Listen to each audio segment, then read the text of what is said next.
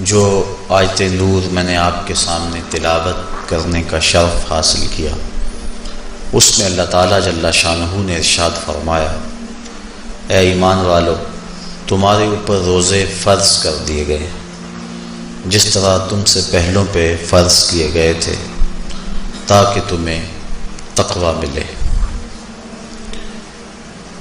الصوم فی اللغت الامساک، روزہ لغت میں رک جانے کو کہتے ہیں۔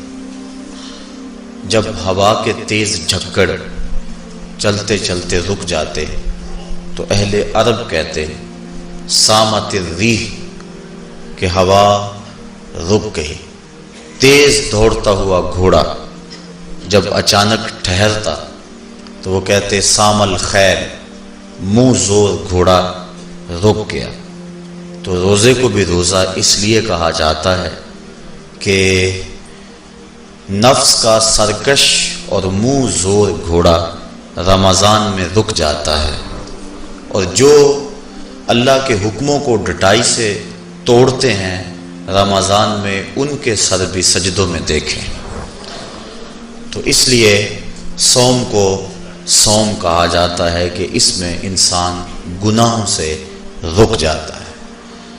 شریعت اسلامیہ میں طلوع فجر ثانی سے غروب آفتاب تک اکل و شرب اور جماع سے کثرتاً رکے رہنے کو روزہ کہا جاتا ہے۔ روزے کی تاریخ کے حوالے سے علامہ اسماعیل حقی علیہ رحمہ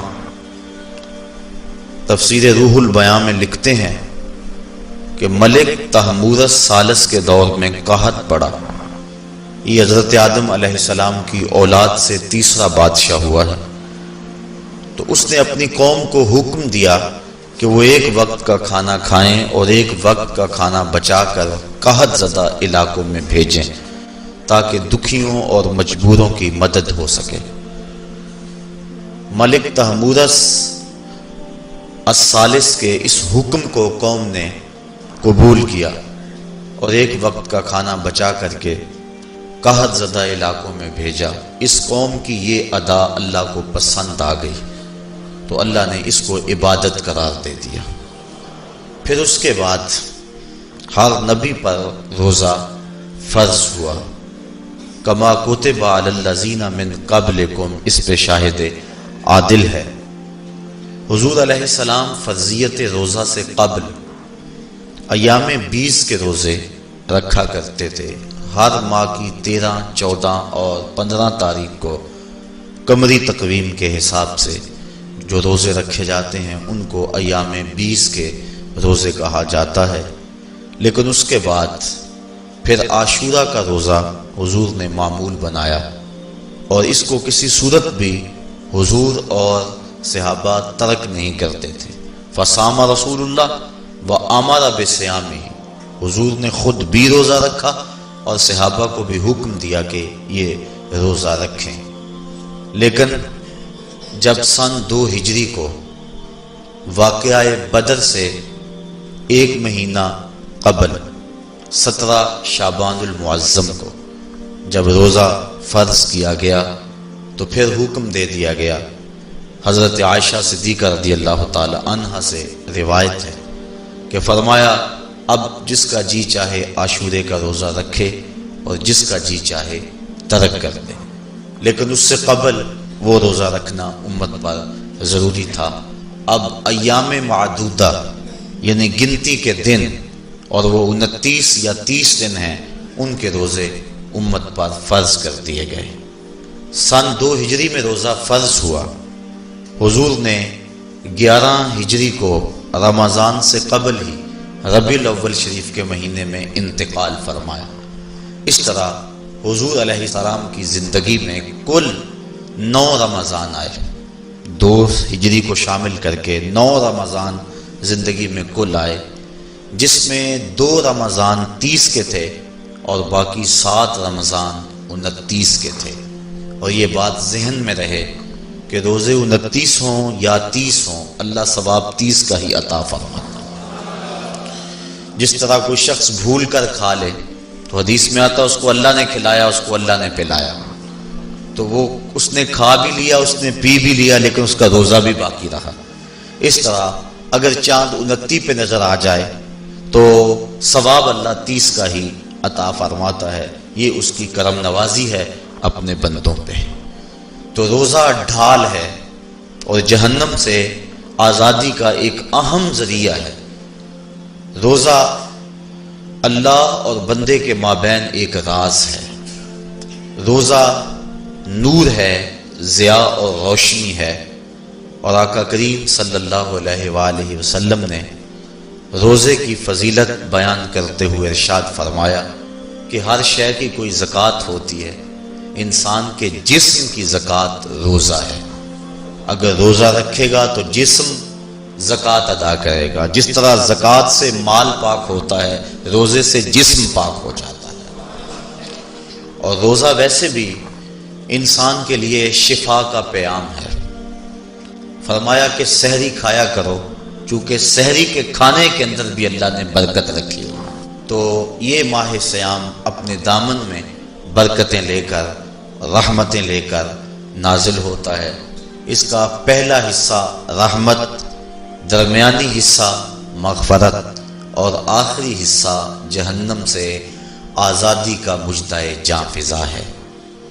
حدیث میں آتا ہے کہ اللہ نے میری امت کو رمضان المبارک کے روزے کے حوالے سے 5 چیزیں ایسی عطا کی ہیں جو اس سے قبل کسی امت کو نصیب نہیں ہوئی۔ ایک تو یہ کہ رمضان المبارک کے اندر روزہ رکھنے والے کے معدے سے جو بو نکلتی ہے، اللہ کو وہ مشک سے زیادہ محبوب ہے۔ دوسری بات کہ جب ماہ صیام آتا ہے تو شیاطین کو جکڑ دیا جاتا ہے۔ تیسری بات کہ روزے دار جب تک روزے میں رہتا ہے، فرشتے اس کے لیے مغفرت کی دعائیں کرتے رہتے ہیں۔ اور چوتھی بات، جب ماہ صیام کی آخری رات آتی ہے تو اس کے سارے گناہوں کو بخش دیا جاتا ہے اور اس کو جہنم سے آزادی کا پروانہ مل جاتا ہے۔ بلکہ ایک صحابی نے حضور سے عرض کی کہ آقا کریم، جو یہ جہنم سے آزادی کا پروانہ مومن کو ملتا ہے تو کیا یہ لیلۃ القدر کی رات ہے؟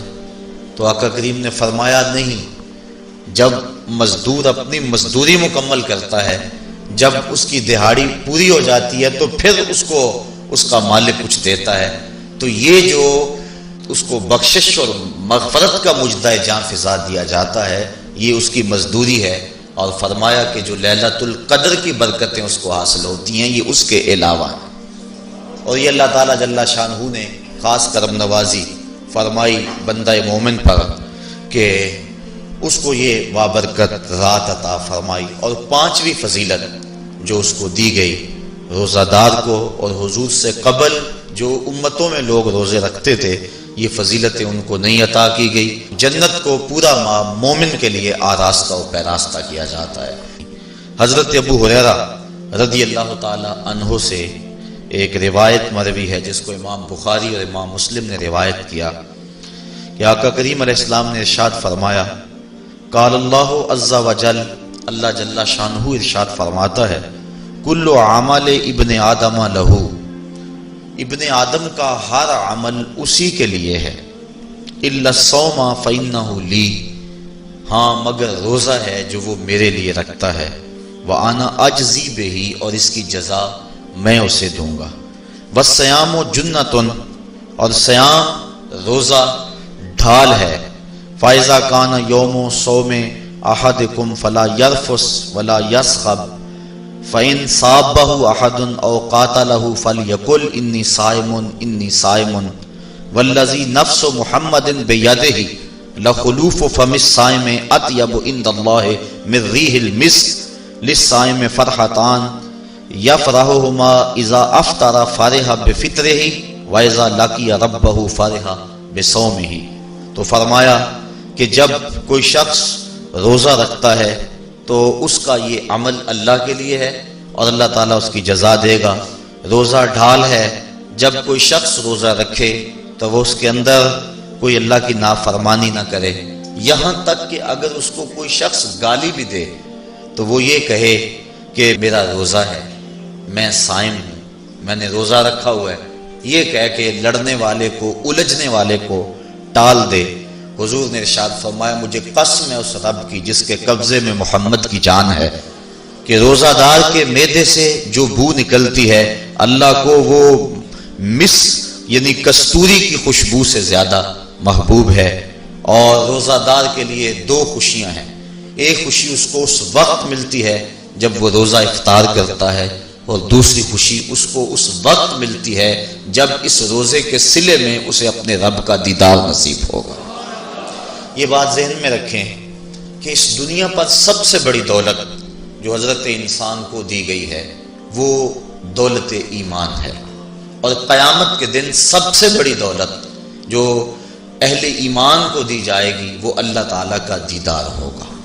جنت کے حور و قصور، جنت کے محلات، جنت کی اعلی نصب نعمتیں، دنیا کی کوئی دولت اور دنیا کی کوئی نعمت جنت کی کسی نعمت کا مقابلہ نہیں کر سکتی، لیکن جنت والے جنت میں جا کر جس نعمت کو سب سے بڑا سمجھیں گے، اور وہ ہوگی بھی حقیقت میں سب سے بڑی نعمت، ایسی نعمت کہ اس نعمت کے ملنے پہ باقی ساری نعمتوں کو بھول جائیں گے، وہ یہ ہے کہ رب اپنے رخ کرم سے پردہ ہٹا دے گا اور ان کو اپنا دیدار عطا فرما دے گا۔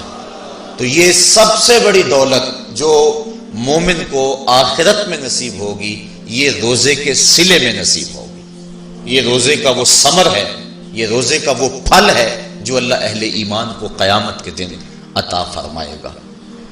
عاجزی بے ہی کا معنی ہے کہ اس کی میں جزا دوں گا۔ ایک روایت میں آتا ہے کہ جو اعمال ہیں وہ 7 طرح کے ہیں، 2 اعمال ایسے ہیں کہ جو واجب کرتے ہیں، 2 اعمال ایسے ہیں کہ جن کی جزا ان کی مثل ہے، اور ایک عمل ایسا ہے کہ جس کی جزا 10 گنا ہے، اور ایک عمل ایسا ہے کہ جس کی جزا 700 گنا ہے، اور ایک عمل ایسا ہے جس کی جزا بے حساب ہے۔ فرمایا کہ وہ 2 عمل جو واجب کرتے ہیں وہ یہ کہ اگر کسی شخص نے اللہ کی عبادت کی اور اس کے ساتھ کسی کو شریک نہ ٹھہرایا تو وہ جنت کو یہ اعمال واجب کر دیتے ہیں، یعنی اس کو جنت کا ملنا لازم ہے، ضروری ہے، واجب ہے اس کے لیے۔ اور دوسرا وہ شخص جس نے اپنے رب کے حکموں کو توڑا یہاں تک کہ اس کے ساتھ کسی کو شریک ٹھہرایا، اس کے اوپر جہنم واجب ہے۔ اور 2 وہ عمل جن کی جزا ان کی مثل ملے گی، ایک وہ گناہ جو اس نے کیا تو اس کی سزا اس کی مثل دی جائے گی، اور دوسری وہ نیکی جو اس نے کی نہیں ہے لیکن اس کا عزم کیا تھا تو اس کو بھی ایک نیکی کا ثواب دے دیا جائے۔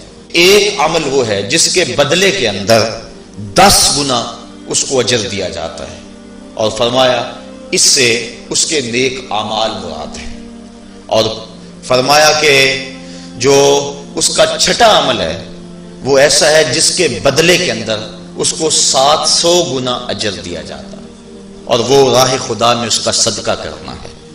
اور فرمایا ایک عمل ایسا ہے جس کی جزا کا دنیا پر کوئی حساب ہی نہیں ہے، اور وہ بندے کا اللہ کے حضور اپنے روزے کے ساتھ پیش ہونا ہے۔ تو روزہ ایک ایسا عمل ہے کہ جس کی جزا کا کوئی حساب ہی نہیں ہے، تو یہ اللہ کے علم میں ہے کہ وہ اپنے بندے کو کتنی اس کی جزا اور کتنا اس کا صلہ عطا فرما دیتا ہے۔ تو یہ اجر ہے نیکی کا۔ اور آقا کریم علیہ السلام نے ارشاد فرمایا روزہ ڈھال ہے اور جہنم سے بچنے کا ایک مضبوط قلعہ ہے۔ روزے کے من جملہ ثمرات میں سے ایک ثمرہ مرتبہ احسان کا حاصل ہونا ہے۔ مرتبہ احسان کیا ہے؟ اس پہ حدیث جبریل میں آپ کے سامنے رکھنا چاہوں گا، جس کو امام بخاری نے اور دیگر ائمہ احادیث نے ذکر کیا ہے۔ مسجد نبوی کا ماحول تھا، مدینہ شریف کی فضائیں تھیں، صحابہ حضور کی صحبت میں جلوہ فراز تھے، نور بٹ رہا تھا، اجالے اتر رہے تھے، صحابہ کے من روشنی سے مالا مال تھے کہ حضرت عمر فاروق رضی اللہ تعالی عنہ فرماتے ہیں کہ ایک شخص آیا جس کی گھنی سیاہ داڑھی تھی اور اس کا سفید لباس تھا، ہم میں سے اسے کوئی جانتا بھی نہیں تھا، لیکن اپنے وجود کی تر و تازگی کی وجہ سے وہ مسافر بھی دکھائی نہیں دیتا تھا، چونکہ مسافر ہوتا تو آثار سفر اس کے بدن سے ظاہر ہوتے، لگتا تھا جس طرح یہی کسی گلی سے نکل کے آیا ہے، لیکن چونکہ وہ وہاں کا رہنے والا نہیں تھا، ہم میں سے اسے کوئی پہچانتا بھی نہیں تھا۔ اب وہ حضور کی خدمت میں آیا، فَأَسْنَدَ رُكْبَتَيْهِ إِلَى رُكْبَتَيْهِ، اور اپنے گھٹنوں کو جوڑ کر حضور کے گھٹنوں کے ساتھ ملا کر بیٹھ گیا، اور حضور علیہ السلام سے عرض کرتا ہے کہ حضور مجھے خبر دیجئے کہ ایمان کیا ہے۔ حضور نے ارشاد فرمایا ایمان یہ ہے کہ تو اللہ پر ایمان لائے، اس کے رسول پر ایمان لائے، پچھلی کتابوں پہ ایمان لائے، اچھی بری تقدیر پہ ایمان لائے، فرشتوں پہ ایمان لائے۔ بتایا حضور نے تو اس نے کہا صدقتا، آپ نے سچ کہا۔ کہتے ہیں ہمیں بڑا تعجب ہوا کہ خود ہی سوال کرتا ہے اور خود ہی تائید کر دیتا ہے۔ پھر کہنے لگا اسلام کیا ہے؟ تو حضور علیہ السلام نے فرمایا اسلام یہ ہے کہ تو نماز پڑھے، روزہ رکھے، حج کرے، زکوٰۃ ادا کرے، اراکین اسلام اس کو بیان کیے۔ کہنے لگا آپ نے سچ کہا۔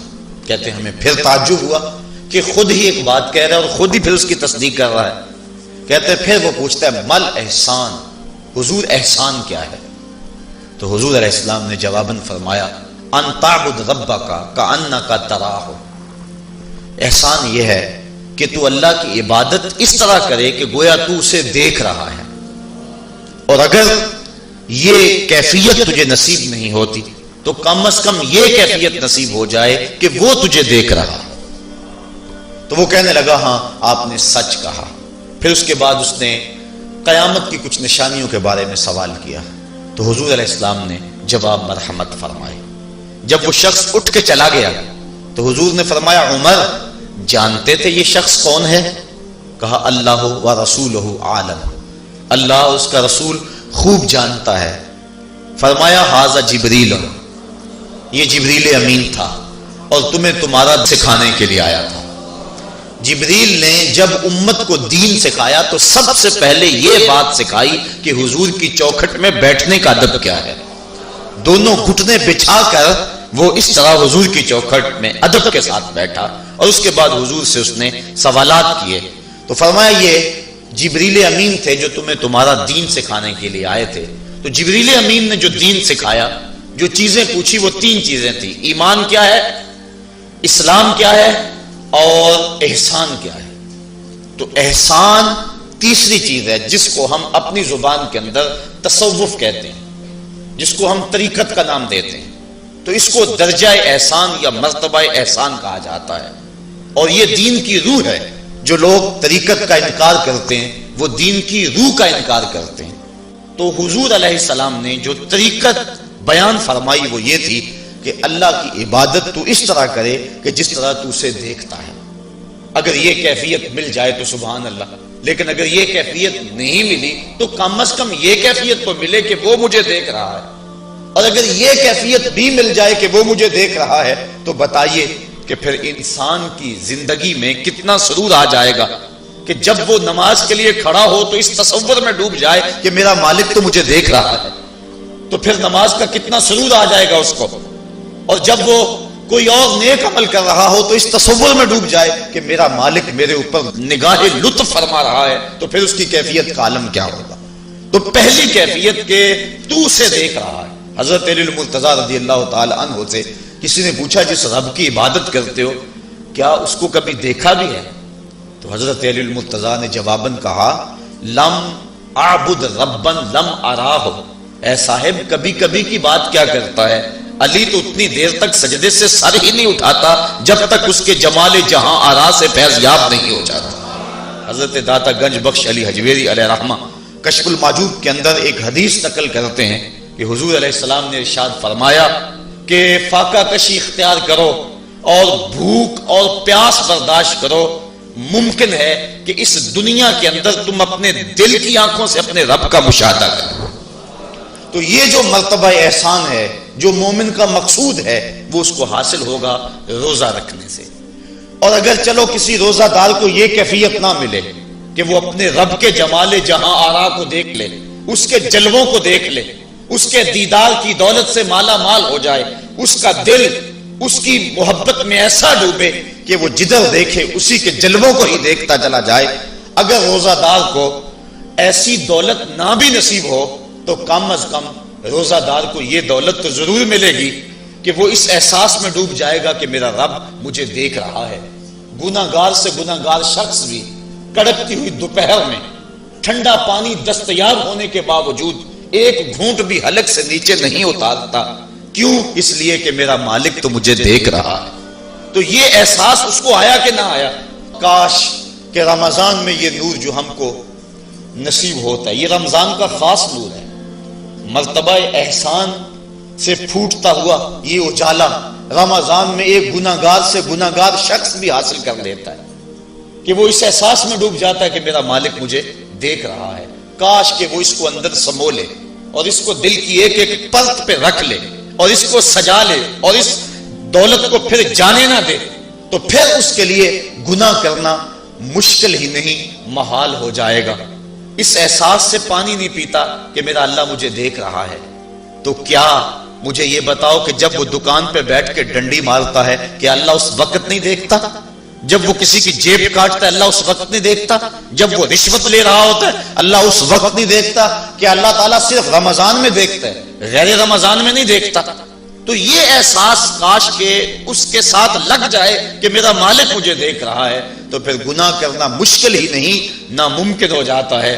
ساتویں کوٹھڑی میں جب سارے دروازے بند کر کے بت کے اوپر موٹا کپڑا ڈال کے زلیخا بولی ہے تالک یوسف اب آ جاؤ نا، اب تو کوئی نہیں دیکھ رہا ہے، تو یہی احساس تھا جس نے روشنی دی۔ قال معاذ اللہ، کہا اللہ کی پناہ، تو اپنے معبود سے موٹی چادر ڈال کر چھپ گئی، لیکن میرا خدا تو ساتویں کوٹھڑی میں بھی دیکھ رہا ہے۔ پھر اتنی روشنی برسی، اتنے اجالے اترے کہ گناہ کیا، گناہ کا تصور بھی محال ہو گیا۔ تو یہ یقین، یہ اذعان کہ میرا مالک مجھ کو دیکھ رہا ہے، انسان کے لیے گناہ کو مشکل ہی نہیں ناممکن بنا دیتا ہے۔